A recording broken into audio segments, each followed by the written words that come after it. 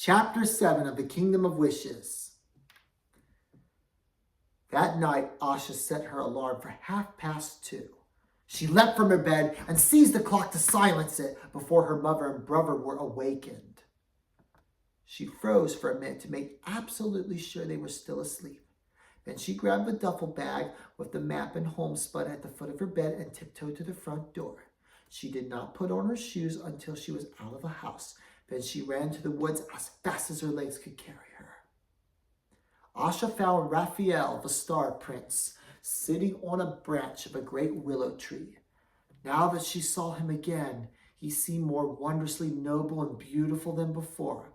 A soft, gentle smile rested on his lips as he waved his hands with a series of intricate gestures as though he were conducting an orchestra.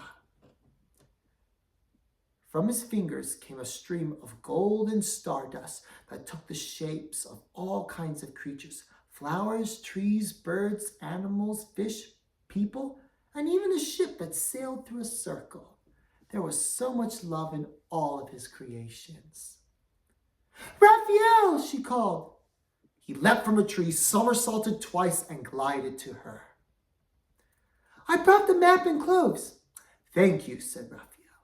"What were you doing?" "I was making shapes from the dust of my hands.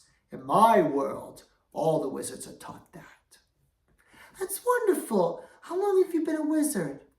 2 years. I studied under my father. He is a king both wise and powerful. I am only a student, but I can cause rain, wind, snow, and hail to a small degree, and I have a score of Nereida at my command." "What's that?" Raphael whistled, and a group of tiny golden creatures came flying out of a hollow of a tree. They were round and plump, with 5 points and a couple of dots for eyes and a line for a mouth, and sprinkled stardust wherever they went. When Asha tried to touch one, it flew away from her. The others squeaked and giggled. "Don't be alarmed, they're here to help. Now, about that map." Asha gave it to him and explained the possibility of causing a distraction in a concentrated section of a castle to draw the king away from the Wish Tower.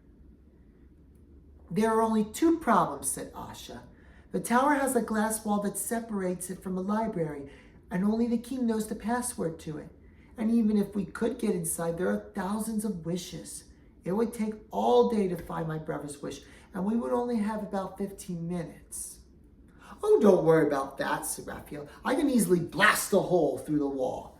Then we'll sail up to the crystal balls in the dome and find your brother's wish." "How will we do that?" Raphael took a crystal wand from his tunic. "I will use this to find it. You will put it in a bag, and we will go back through the dumbwaiter into the kitchen, and when we are out of the palace, I will fly you home. My guess is when we return the wish to your brother, it will dissolve inside of him and either be immediately fulfilled, or at least he will remember it again and be able to work it out on his own." "When do we start?" "Let's say a week from now. That will give me time to prepare." "A week? That's so long." "Your brother will be living out his wish for the rest of his life. That's a long time." Asha laughed. "You're right. Oh, thank you so much." She threw her arms around the Star Prince. As their faces touched, her heart began to flutter. "Will you fly me around the island before you return to your world?" Raphael smiled. "I was hoping you would ask." The Star Prince sprinkled his golden dust above her head. As it came in contact with her, she felt a tingling all the way down to her toes. It made her want to climb mountains, plunge down waterfalls, and fight dragons. Suddenly, her feet left the ground and she was suspended in midair. She felt frightened only for a second, but found she could move any way she wished. Raphael held his hand out to her, and before she knew it, they were sailing way above the earth with the Nereida fairies circling around them. The forests, mountains, ships, and towns below grew smaller and smaller until they were tiny specks on the ground. As they glided through the air, leaping from cloud to cloud, Asha found she could sit inside one as comfortably as if she were in her bed at home. The little fairies poked their heads out of a soft, puffy mist and fluttered around, laughing with sweet musical voices. Raphael took her arm, and down they plunged back into the island, into a forest where the lilacs were in bloom. The deer came to the river, and doves and nightingales flitted to and fro, bewildered at the merry intruders. They slid down the waterfall and plunged into the river, laughing and tumbling over each other like two little children in a trance. When they climbed the shore, Asha pushed them down, and before long they were tumbling over each other into a bed of leaves at the trunk of a great sycamore. Finally, they collapsed, panting breathlessly, for Nereida still fluttering about them like butterflies. For a long time, neither of them could think of anything to say. They just laid there staring at each other.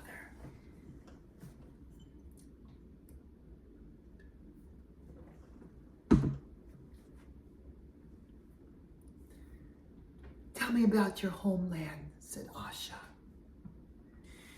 My home is the nebula of Callistrate, said Raphael.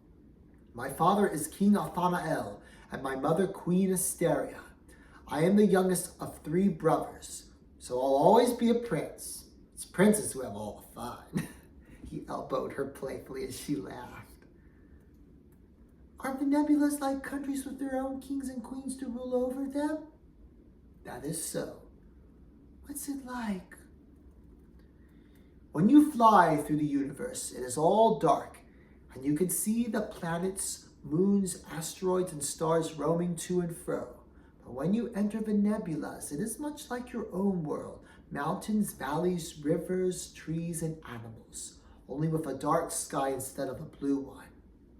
The light comes from the ground, not the sun, and the creatures have a radiance of their own. My father lives in a great diamond castle, and there he reigns in magic and wisdom. His wrath is swift and terrible, but his mercy rich and benevolent. He has kept us safe from many monsters, even kings from other nebulas who would seek to conquer and enslave us. He once told me and my brothers, whether we are kings of nations or of our own households, we are to be the first in battle and the last in retreat should dangers ever arise. Asha laid her head on his shoulder, snoring peacefully.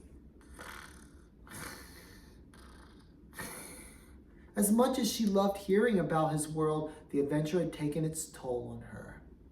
Raphael wrapped his cloak around her, lifted her from the ground, and left the rainforest. On the way home, their flight was much slower.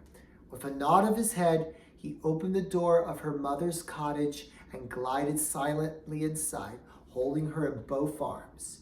As he laid her gently in her bed, he gazed longingly at her delicate face, her soft brown eyes, and her luscious waves of raven black, and thought of how wonderful it would be to hold her in his arms all night.